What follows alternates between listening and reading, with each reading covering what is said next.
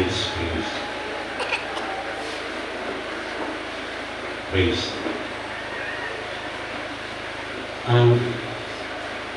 Doon na yung message mga kaigsunan para sa atong tanan. Ako rin siya i-relate sa ako before ang aking message. Okay. I believe na ginamay kayo ni nga ministry.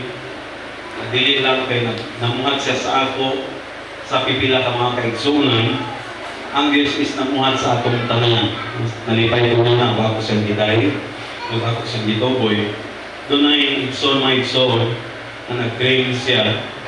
Ang word is kinanglan na seryoso tas alagad sa pambuhay ng Diyos kay hindi tayo balik siya. Kanunay tanang nakadungog o sa makausa nakadungog na punta karon.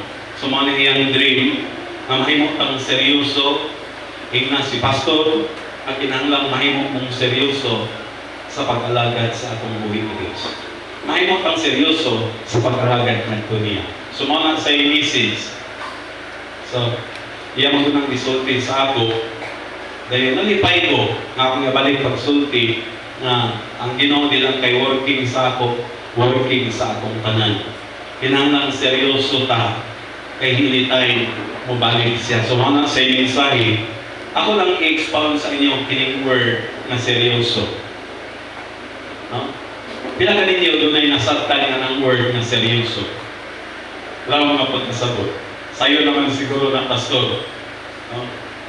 Kining word na seryoso sa'yo kay atong sabton, pero usa ay lisod kay natong buhaton.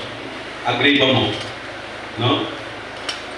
So, usa mi siyang seryoso tungod kay ang pagbalik sa atong Ginoo anytime. No? Kana bang taga-higayon nimo, dako mahigayon kining word nga mga pag-ampo. Tagaan mo dako higayon kining word nga pagbasa sa iyang pulong. Mo na say word, nga seryoso. No? Ako ibalik pagsulti, mo sa siyang seryoso. Tagaan mo dako higayon ang mga pag-ampo o tagaan mo dako higayon ang pagbasa sa word. Mga kaisunan, kining tanang atong gikabisihan sa kalibutan, mawala gid siya. Ang tanang nakita sa atong mga mata, lumalabay din siya. So, kung gamiton nimo ning word nga busy, usahay sa mga butang nga sa kalibutan, dito ta busy. Sa mga butang nga espirituanon, dili ta busy. No? Usahay siyang seryoso, kinahanglan tagaan nimo kakong higayon pagtagad ang pag-ampo o pagbasa sa iyang pulong. Dayon, another word ngayon masabtan ini word nga seryoso, ayan naging mong ambit sa sala. Subilan ta mo. Ayan naging mong compromise. Ayan naging mong buhat niya itong mga butang na di makapalipay sa Ginoo. Muna siya ang word na seryoso. Kay, no? Ang atong Diyos na gilagaran, the Bible says, God is not mocked. Di nato siya pwedeng kabinuangan. Di nato siya pwedeng mock na bang kabinuangan. Di nato siya pwede. So, ako tapong gidasi, people of God, no? Ayaw lagi mo anang compromise. Ayaw lagi mo pag-ambit sa sala. Ganit sa atong topic na sin, pila ganyan naka-refer sa atong topic na sin. No? Sa atong topic sa sin, ingon dito sa Romans chapter 6, do not present the members of your body as an instrument of sin. No? Ayaw tuguti na membro sa imong lawas, ini siya imong galamiton sa pagkuhat og sala. May soon, kung doon naman tayo mata, it must be holy. Kanang mga pornography na naasa ka ng cellphone, makita na ito karong i-advertise kining mga taong walay ulaw, ayaw mong ambit, anak. No? Mga bastos kay, grabe ka bastos ng atong kuan karon. No? Especially sa social media, na ay mga babae na Di na maging maulaw, magladlad sa ilang kuan. No? So, the Bible says, do not present the members of your body as an instrument of sin. Kung naamantay mata, it must be holy. No? Amen. Kung naamantay bakbak, it must be holy. Balaan ang atong bakbak ay namo niya itong pagpamakak, ay namo niya itong mga binuang, ay namo niya itong mga usama ng tikal-tikal or kanang ginatawag na atik. Ayaw naman niya anak. Kaya our mouth must be holy. Muna siya ang seryoso na pag-alagad sa Diyos. Next is our hands. It must be holy. No? Ang imong kamot, it must be holy. Kaya holy mga isod, imong mata, imong baba, holy. Imong kamot, nag-compromise. No? Putlo na sa Ginoo, mato kag langit, wa kay kamot. Kay the Bible says, no, that ang mga balaan lamang, katong mga batarong lamang, mga balaan lamang, ang makasulod sa ginarian sa langit. Kunya di man balaan atong kamot, sugod mo, magtumog langit, mga pungkol mo. Pila pa kaninyo diri ganang mutagay-tagay pa.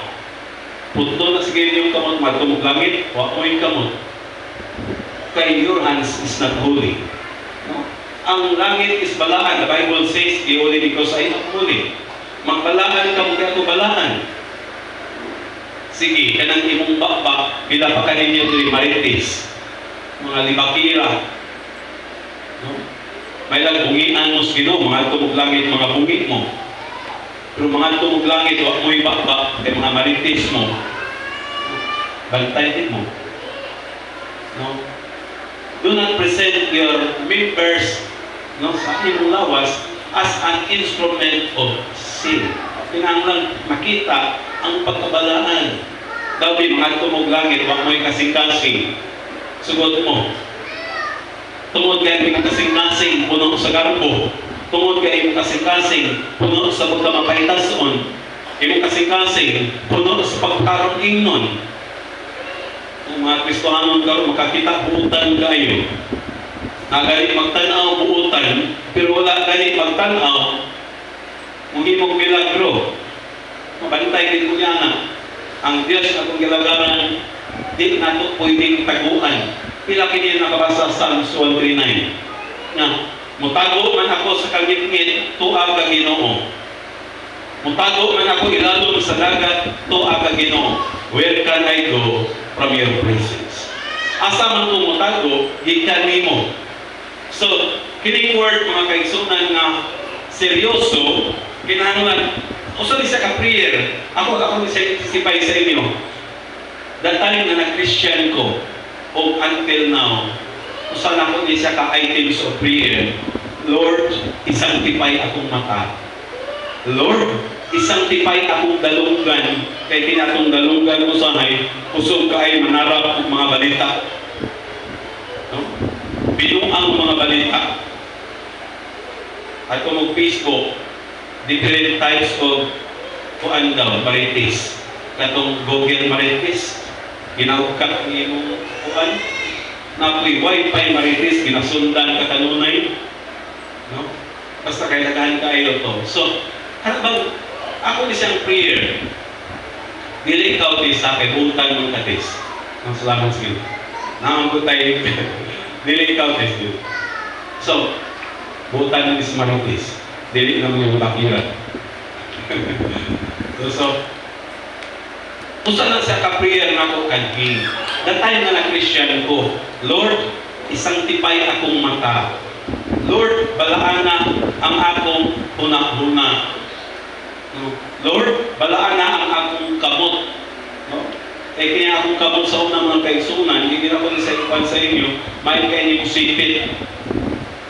Katong state ba, sigarilyo. Pero pagka-Christian ako, Lord, isanctify ang akong tudlo ang akong kamot. No? Kaya kining akong kamot sa una, sa ako mag-Christian, may kayo mo pasapasag. Pasapasag ulam, dili baso. No? Pero the time na na-Christian ko, Lord, isanctify akong kamon. Akong bakbak, Lord, isanctify. Kaya gusto kong seryoso na pag-alagad sa buhay ng Diyos. Kaya sabihin lang mo, ako ibalik pagsulti, nga kanto lamang makaanto sa langit, those who are holy. Kanto lamang balakan. So, pabadlong galing na yung atong bakbak, pabadlong galing na yung atong kamon, putlo na sa Ginoo, kay kamon, pabadlong galing na imong bakbak, waan ka sa Ginoong bakbak, marko kang langit, di ka kakaon. Bantay din mo, no? Sa langit abay kaon? Yes. No? Basta ang limang Biblia, kaya kitang the marriage supper of the Lamb, na yung mga nagkampuan ang nakakita silang long people na ready to serve. No? Gusto mo matulangin din mo kaon. Wala naman mo yung bakbak. Kaya di man mo balong disiplina niyong bakbak, kaya di man good mo seryoso. So, we must be serious. So, mga sa mensahe, kay ang word, nalipay ko, kay bilang kay ang word maabot sa ako sa inyong tanan, sa atong tanan. No?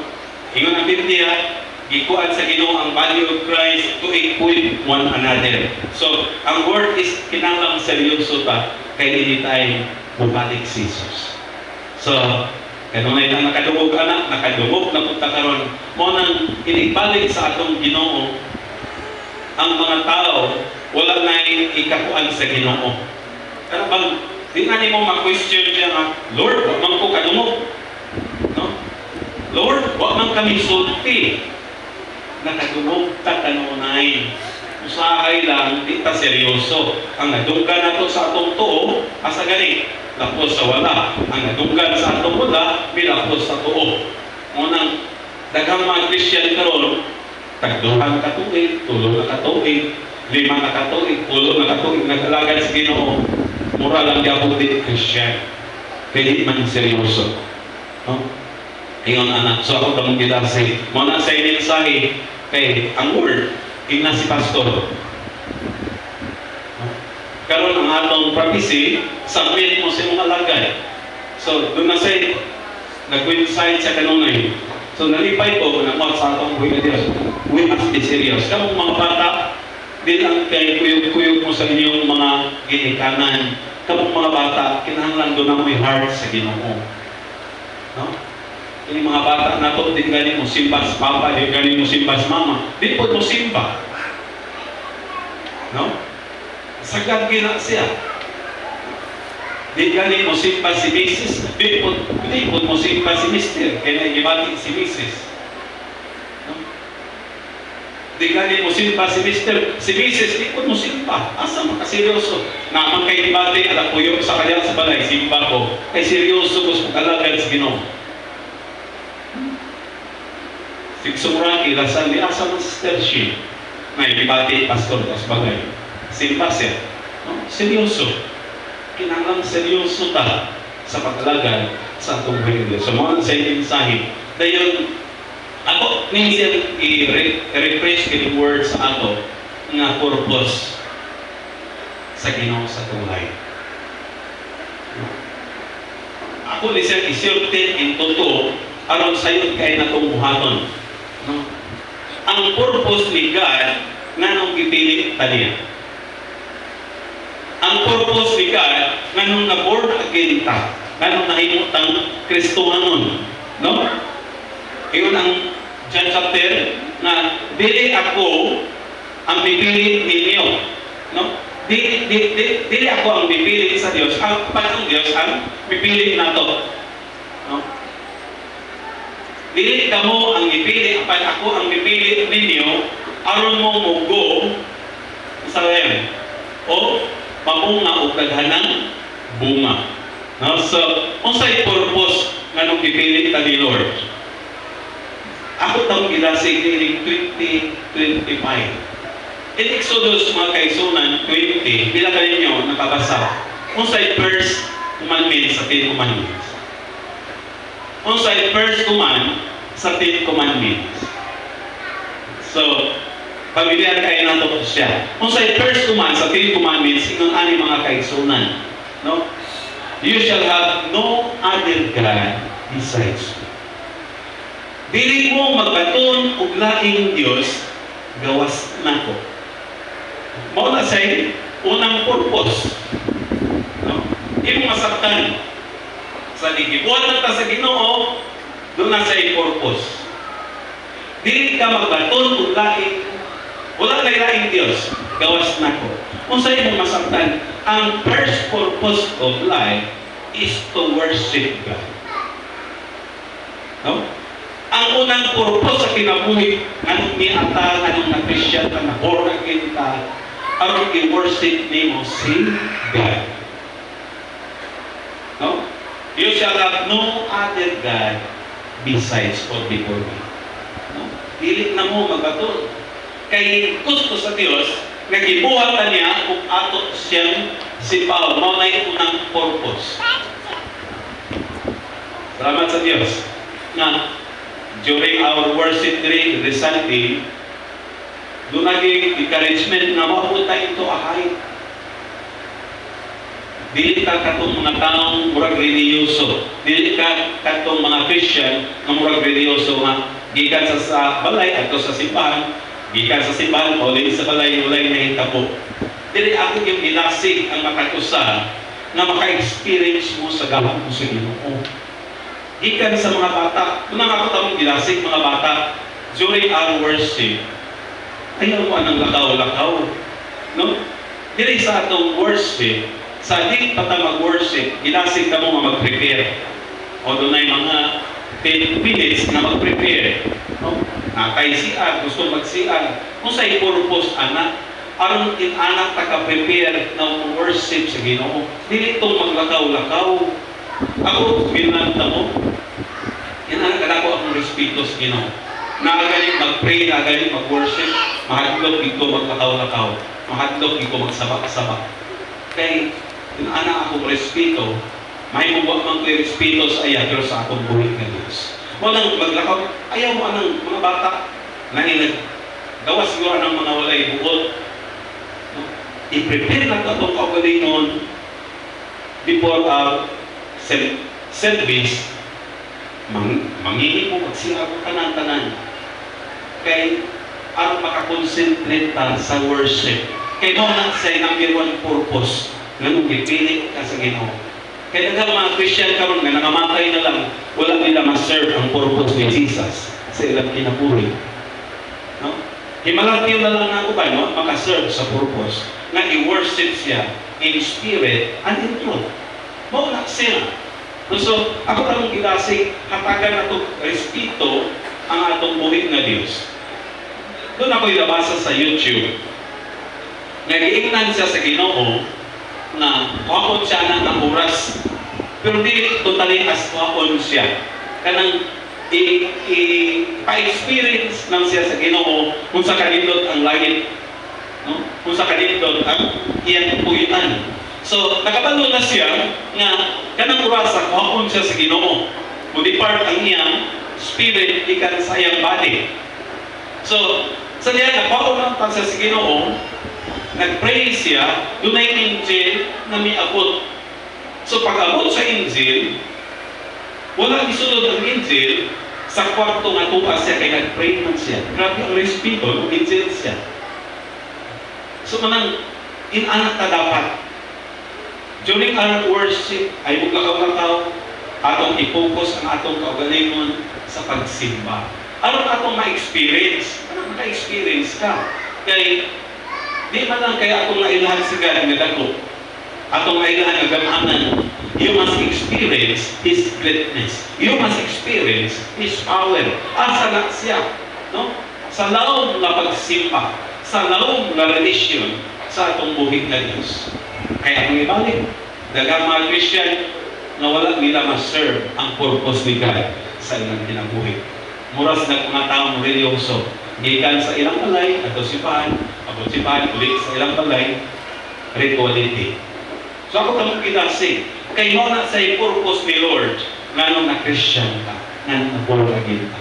Di lang kay worship, apan tinuod nga pag-worship atong mabuhat nito sa iyo. Sige lang ta mo may son, kung wala lang ko ang ministry pagod ko, sa ministry, tagal kaguna-unaon.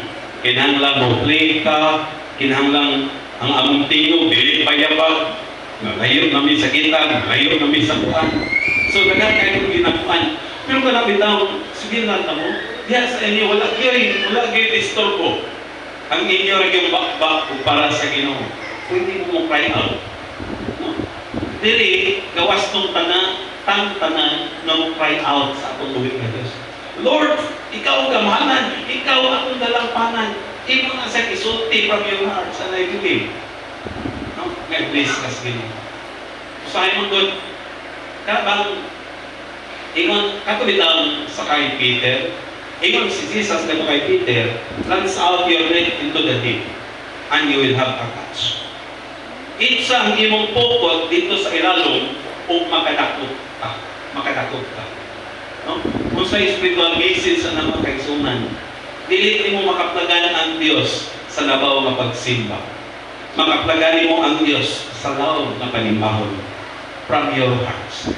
Kung dili gawas nun ta, kay mo na sa purpose anong na-Christian ka, nganong ipilit ka sa Ginoo, nganong ni atakaron, no? To worship Him. Ano siyang sipaon, no? Manang tutang gilasig. Lord, gusto kong maka-experience. Kaya sa unang goal, nagsimba ko, observan kayo ko. Ano man yung akong tapal na, sige, maghilap. No?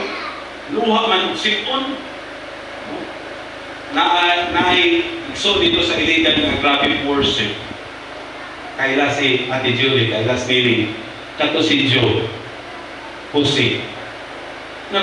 Basta yan ng luha, man sa worship, luha, sipon, lagi ito worship. No? Naninutan mo ba? Lagay kayo sa worship, no? It is good to be jealous, no? Sa mga dito, kaputang, maging anak man, kailangan kaya ang panipahon, no? Tapos si Kuan, kakita pa mo Ate Julie, mga tuloy, si Josepa, luha ito, kaya nakatapal niya ako, mga isang worship. Ako mo kabati. Kaya wag lagi ang Ginoo sa nabaw, ang Ginoo tuwa sa lahom. Launch out your net into the deep, and you will have a catch. Lord, musimba man ko, sayang, no? Na absent gyapon ko. No? Kaya mag-absent, wag mo kasulod into the Holy of Holies. Kaya nabaw kaayo, tuara mo sa outer court. So, Lord, inanak ko, gusto ko, law na pagsimpa, nalipay ko. So, ingon anak, kay mo na sa purpose, why God chose us? Anong gipiling ka sa atong buhay ka Diyos? Anong niya ang karon? So, nagdasig ko.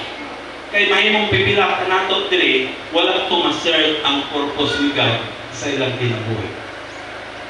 Kung ibalik pagsulti, dalang Christian, namatay na lang, nanikulang na lang, wala ma-serve ang purpose ni God sa ilang kinabuhi. Kining word na worship Him in spirit and in truth. John 4 verse 24, God is spirit, and those who worship Him must worship in spirit and in truth. So, inong anak, kay kung di na sa mahitabo igsuon, walay kalainan sa Christian o mga taong religyoso. Wala. No? Walay kalainan. Ang mga taong religyoso at simbahan walay nahitabo. Ang mga Christian at simbahan walay nahitabo. Walay kalainan. Ako tamong gidasig. Itang tanan hindi nga ministry. No? Atong iserve ang purpose ni Lord sa atong kinabuhi. Kung sa ganit, no? Dili mo magbaton kung langit Diyos. It means worship. Bantay mo. Ako i-deeper understanding na itong word na another God or Diyos. Bantay mo, no? Kay tandaan ka hindi mo priority ang usa ka butang golden God, it is golden idols. Wala naman tayo mga birhen sa atong balay. Wala naman tayo mga santo nila sa atong balay. Pero sugilan tamo, at agan ganin nato priority ang usa ka butang more than God. It is called an idol. Bantay mo, no? Diyan ang pakyas ang daghanang Christian na di na makasimba kay busy. Ikaduhan na lang ang Ginoo, priority ang usa ka butang. It is called an idol. So bantay mo na. Una yun ang media, abstain from every form of idols. Every form, no? Apil na dito ang imong career. Apil na dito ang imong priority. It is called an idols. Priority more than God. So, ako na pinasay, salamat sa atong buhay ka Diyos. Number 2, purpose, why God chose us. Ngayon, ipili kita sa Diyos. Mga kaigsunan, ini yung word na go and preach the gospel. Mao gina siya. Ang ikaduhang purpose nganong ipili kita sa Ginoo, go and preach the gospel. Ayaw mong kaulaw, isulti nato ang Ginoo anytime, anywhere. Ayaw mong kaulaw, isulti sa inyong mga kauban sa balay. Ayaw mong kaulaw na isulti ang Ginoo sa inyong mga kauban sa trabaho. Ayaw mong kaulaw na isulti si Jesus. Sa inyo sa Mark chapter 8, kadtong maulaw na ko, igakaulaw ko sa siya. Mark 8:38 ba no? Basta kay na sa Mark chapter 8 verse 38 na. Kung ikaulaw ko nimo, ikaulaw ko sa. Ako tamang ilasig pangigsoon. Number 2, purpose. Nganong gipili ta sa Ginoo for the salvation of others. Alang sa kaluwasan sa ubang tao. Ayaw mo kuwan, no? Ayaw mo kaulay sulti si Jesus. Ayaw na una-unaan na usaw na po Ginoong Diyos pag kuan sa ating istorya. No? Ayaw na iplano na usaw na po pagsulti sa kaluwasan. Usaw na po pagsulti sa pagbalik ni Jesus. Just say this prayer from your hearts. Lord, tabangi ko, musulti ko. Bahala ang Ginoo. Ano ibili? Nagamiton ka sa Ginoo. Ayaw mo ka kuan anang dili mo too. Ayaw mo ka mo na ibabal sa ano. Di ginisen mo too Ginoo. Naitagway mo mga Hudiyo, hindi mo to ako sultihan ba. Dito na may mga maka-sidetrack sa ato. Ayaw mo anak. No? O, daghan kayong patik. No? Nakatay magiging anak. O, tanaw kung sa nagway. Murag di mo ito pa. Garbusa ka ini, garbusa kayo. Dili. No? Ang pulong sa Ginoo is sharper than two-edged sword. Ang pulong sa Ginoo, hatid pa daw sa espada na duhay sulod. Nung nakakita ba mo ng espada na duhay suhab? Mga batanon wala siguro. Pero nakakita ko anak ba? Na haid diri sa pikas, haid diri sa pikas. Pero ingon ang word, haid pa ang word ang sa Ginoo. Ayaw mo kaulaw. Ayaw mo kadismaya sa ilang tagway. Di mo to kay karbuso kay ng tao. Ayaw. Doon ang itay tao. Dino di siya ang testimony. Sige na siya panig sa Muntinlupa kay murderer killer siya. Dagan na kayo siya patik. Halos na ang iyang lawas mapunong sa patik. Kaya pirmirong ato niya Muntinlupa siguro ang dipatikan iyang kamot. Ibalik naman po ang iyang napuntiin. So napunog siya sa patik. Pero nakalumog siya ng word nga higog mas Ginoo ang tanan kung sa man ang imong kuan sa kinabuhi. Mao siya may kuan siya. Ha? Ang Ginoo na higugma kanang siya nga word. Mao to'y kuan nga na-save siya. Testimony na siya. Mao to'y gina siya obedience. Katawaan siya. Kay anong katawaan siya? Kay mao to obedience dapat siguro kuan ka. Then naka-short. Pag mato siya, please, naka-no-split. Ano ba? Kay, no? Lain kayang lawas. Doon ay one time na bang ikatawan man siya na tungkol sa iyang aura sa awan niyang itsura nga ito sa face. Ang iyang ipuhat, nagkilis siya. Nag-short siya ito sa face. Katong mga tawa, huwag kagi mga tawa. Nahilom din silang tanan. Kaya nakuyawan sa iya. Pero nasave na siya. Tungkol lang niya ang word na yan, di pagit siya ikiwalihan. Na ikiwalihan ba nga yan ang nadunggan nga ang Ginoo ay ugma sa tanang tao. Kung sa man ang imong kagikan, kung sa man ang imong binuhatan, higugma ka sa Ginoo. Maura to, iyan di pangutana ang tao tinuod ka, pwede pa ko diyan sa Ginoo. Inaanay man akong binuhatan. Maura to siya. Pero tinuod na siya ng testimony. Na naligo sa office, kitadyawan siya, nagbalik siya, nag-short siya, wala naging ikatawas niya. Di na mo tanaw sa iya. Ang salvation ay nalunggan, katulang word, naghigog mas Ginoo ang tanang tao, kung sa man ka makasala, kung sa ka man kinalatan. So, ayaw mo, no? So, dili, maayo na ang purpose ni Lord sa atong life, no? Anytime mo balik si Jesus, huwag nakabalo ka sa atakwa sa Ginoo, wala na ito ma-serve ang iyang purpose. Di na tamuwali sa langit igsoon ang pagwali karon. So ako tamong gidasig. Isulti ninyo. Ay mo kaulaw. Isulti ninyo nga si Jesus maulang ang mangluluwas. Dili religion. Isulti ninyo nga si Jesus anytime mo balik. Hala na ang Ginoo mo musulti sa imuha. Ako, anticipate ko ninyo.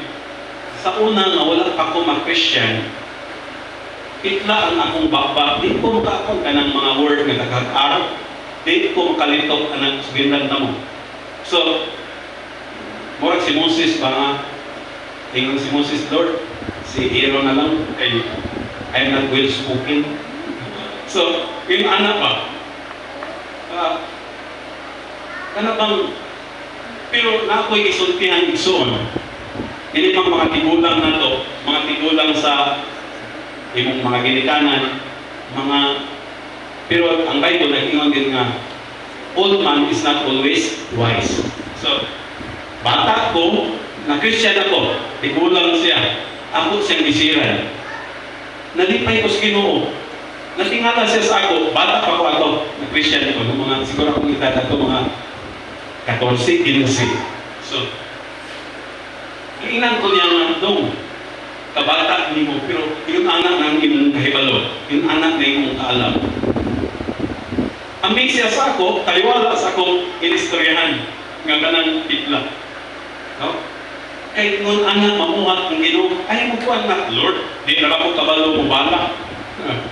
Di naman ka magbalak, siguro mo share ka. Lord, usaragin ka verse ako ni Bantan ba? John 3:16, di mo ka masal. No, so, isulti na, nag-iguma kas Ginoo. Number 2 purpose.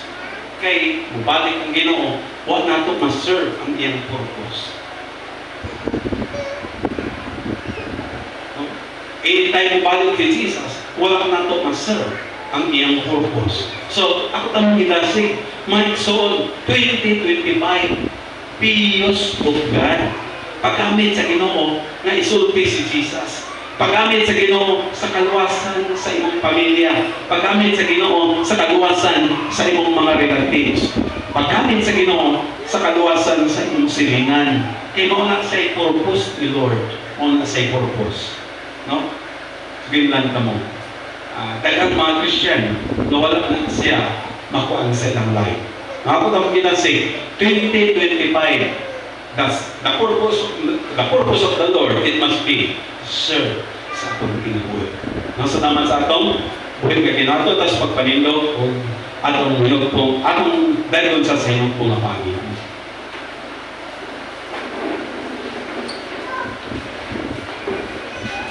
Dili na lang kumanta ko verse, kung mo verse mga kaisunan, Mark chapter 1 verse 38, for this purpose I have come.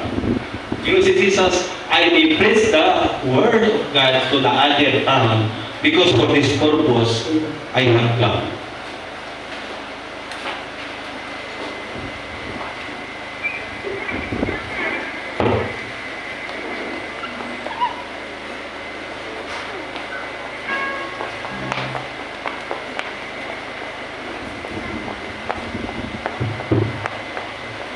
Let's close with prayer.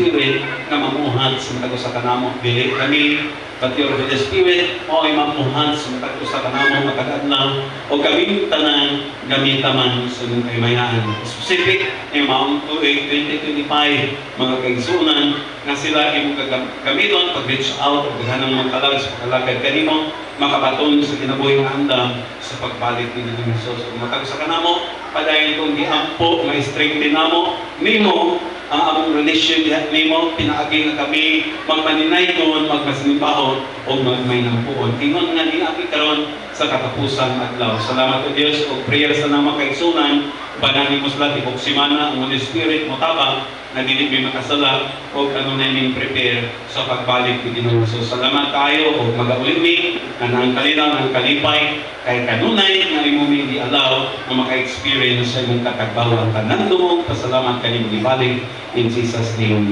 Amen. Atong i-pray atong pagkaon. Salamat sa tanang pagkaon karon nga niya karon among gamitan among kagilay source ka na angay ka namang pasalamatan ikan istibok ng kasing-kasing mga kaigsunan ng andam ang pagpanahin o dangat ng tubilang sa Pinulo in Jesus name. Amen.